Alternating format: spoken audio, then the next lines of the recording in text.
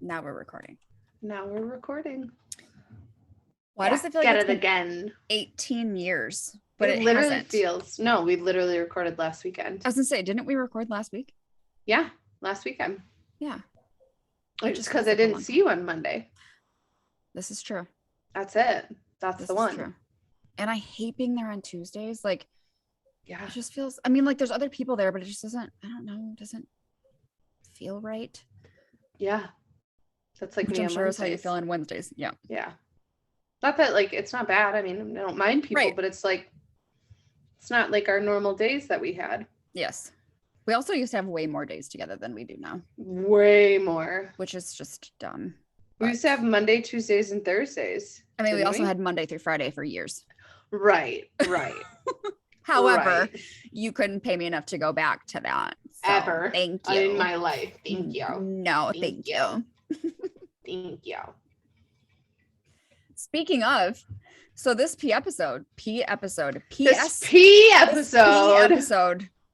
This is what happens when your fucking head feels like it's gonna explode at any moment. Like, yeah. Words just don't make sense. In this PS episode, we are talking about emotional energy vampires. Yes. When I say that to you, what's the first thing you think of? Like Rocky Horror Picture Show. Have you ever watched that? No. What? No, that's Little Shop of Horrors. Oh, I associate the two, like the same thing. Flytrap with the Venus flytrap that sings. Yes, that's Rocky Horror Picture Show is vastly different. I've literally never seen either, and I won't. So to me, it's just another horror movie. But it's probably like not a horror. I don't think it's an actual horror movie, but like, no, thank you. Rocky Horror is a musical from the 70s. It's like dark, but it's not really meant to be scary. Okay. I'm still going to pass on that. I fucking hate musicals. You know this. I hate them. They make me uncomfortable. Yes, I do know that. Okay. So when I think of emotional or energy sucking vampires, I also, because my brain is like animated, I think of vampires like creeping around a corner like but somebody that you don't want to be around, somebody that you do not want to open yourself up to, or someone that you feel stuck with. That's a good one. Do you know what I'm saying? Yes. Whether it be like a super long friendship or family, and they're just literally somebody who just like sucks the life out of you and not in a fun way. Yes. Well, I don't know if there's ever somebody sucking the life out of you in a fun way. Well, I wouldn't even consider that to be like sucking the life out of you. I'd be like, that's putting life back into you, right? Like, at least that's how I view it. But like, I can't even like, no. I'm going to meet with this draining client. I can't wait. Like, and not that I saw this. I feel like I have to be hyper vigilant, right? I saw this TikTok. Why'd I say it like that? That was fucking weird. I saw this TikTok where it was this therapist. I'm assuming it was a therapist. They had the hashtag therapist and shit like that. This therapist say, when a client comes in and trauma dumps on you in their first session, and I forget what the sound was with it, but it was more so like making fun of it, or like not like making fun, but like being insensitive.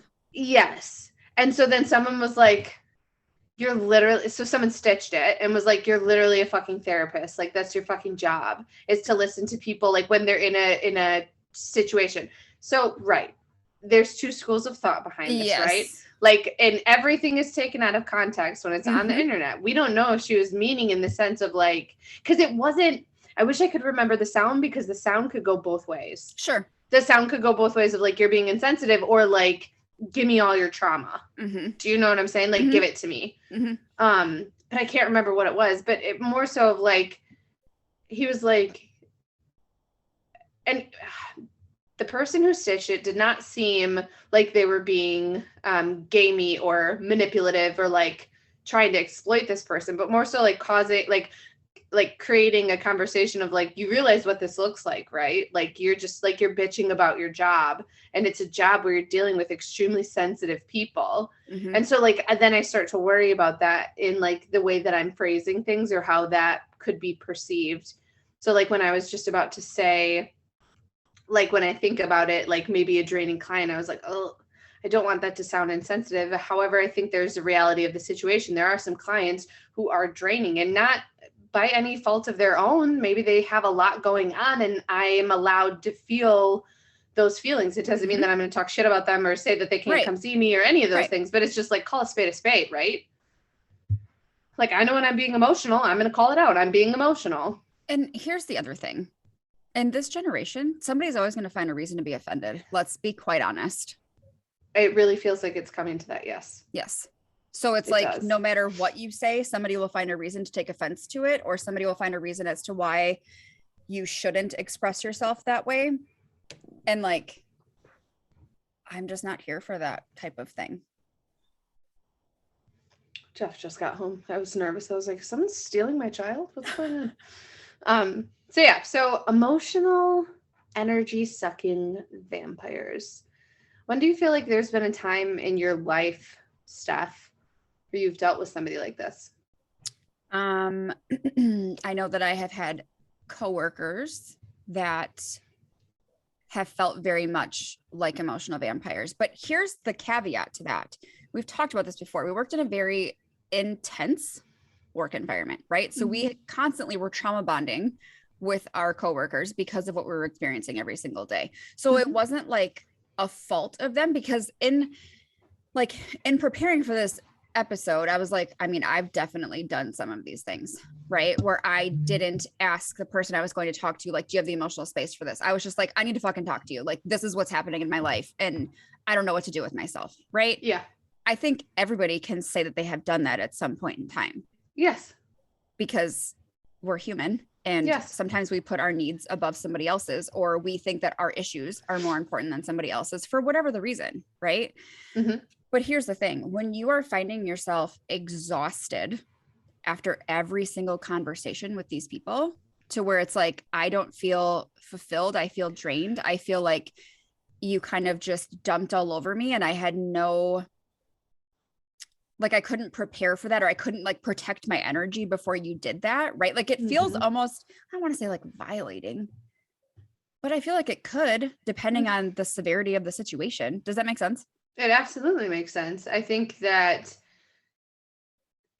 there's two parts here, right? It does feel violating. And then we also have to look at what is keeping you from being able to show up for your boundaries. Do you know what I'm saying? Like, okay, so if we're recognizing this person is violating boundaries or our space or our energy, then how are we attempting to make sure that they're not doing that again? What are we allowing and why? I can tell you that I 100% allowed it back then, because in my mind, good friends always listen no matter what. And that's what I told myself. Like, I'm being a good friend and I'm listening to them because they need me right now. I didn't put myself first ever. And so that didn't seem abnormal to me. Right. But now I've gotten to the point where if I don't have the emotional capacity for something, I let people know right away. And if they want to feel some type of way about it where they're offended, that's not on me. No. I am telling you what my boundary is because I don't have the space for you right now. And I'm being honest about that, because had I gone along with the conversation and just let them dump all over me, my advice or my support probably would have sounded like an asshole because I didn't have the space for it. Does that make sense? It makes sense. And, or you wouldn't have been able to even show up for them to give advice or space, right? It just would have been like, well, here's this bullshit phoned in response that I'm giving you. And I think also being able to take that step back and say, I don't have the emotional capacity for this. So then you have the ability to answer in your right mind. Sometimes the answer that you're going to give them isn't going to be what they want to hear. So then 100%. It's kind of setting that precedence of like, now, like, this is how I feel about it. So I don't think that I'm the person that you should be coming to talk to about these things. How many times have you encountered a one-upper? Oh, God. They are also vamps. There is literally not one thing I cannot stand more than somebody who fucking one-ups you. Bro, it's too much. I start saying outrageous shit. Outrageous. I've skied the Alps. Oh yeah, back when I was climbed Everest.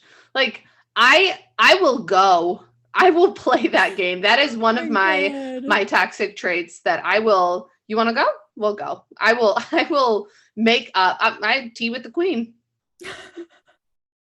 Tea and crumpets. Can't even eat crumpets, but I do now with the queen.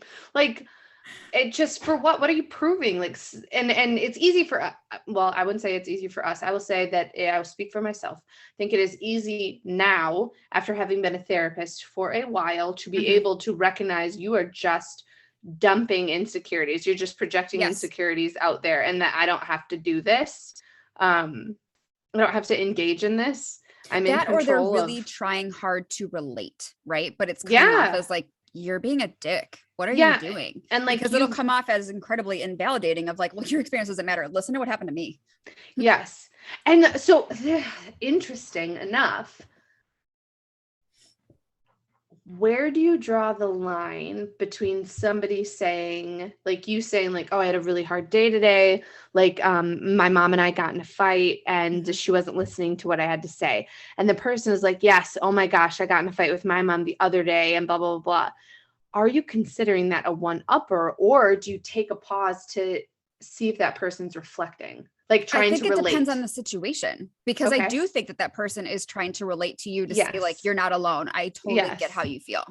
Right. But I think if it's like oh my God, I got into an argument with my mom and like, I'm so stressed out. And the person's like, dude, my fucking mom punched me in the face yesterday. Like, that's wild. Right. Like, okay. I feel like you're lying. Right. Because that is when in this ADHD training that I'm doing, they do talk about that of like, so an ADHD person who is attempting to relate and respond will interrupt, but then also like share their part of it to develop like this camaraderie. And in their head, they're seeing it as camaraderie. Yes. And now I think about all of the times that someone's probably like, this fucking one-upping bitch right here. Like me just like being like, oh God, that happened to me too. And like, here's the thing, I'm not lying about it. Like, I'm not telling this grandiose story of like, oh, and then this happened. Like, no, I'm just trying to relate to you. But I think that the story is like understandable. Like, it's not like I went and had tea with the queen. It's like, I fought with my mom too. And absolutely, I can understand that frustration. Yep. Oh man. That used to drive me nuts as a kid. And then I think it was perpetuated in adulthood. And it feels, again, I think depending on which way you're thinking about it, if you're in a negative mindset already, you're going to view it as that person's trying to one up me, right? That person's trying to have it worse than me or have it better than me or whatever. But if you're in a more neutral or even a less angry mindset, you might look at it as like, oh, they get it. Or, oh, they've been through something similar. So like we can relate to one another. I think it just really depends on where you're at in that moment. Which is the importance of practicing gratitudes, right? So we are being able to check back in and reflect with ourselves of what lens am I viewing this situation with? Am I viewing it through the lens where I've had a crappy day? This has happened, this has happened, this has happened, this has happened. So I have all these lenses on that are muddying my view of what's actually happening. And practicing gratitudes is a way to get away from that, because you're able to see the silver lining or the at least positive or neutral things that have happened to you throughout that day. You're able to call attention to them. Also, I feel like emotional or energy vampires really lack the ability to take responsibility for their part, right? Like they're always the victim. Everybody's always mad at me. I can never do anything right. Everything bad just keeps happening. And like, that's their mindset all the time.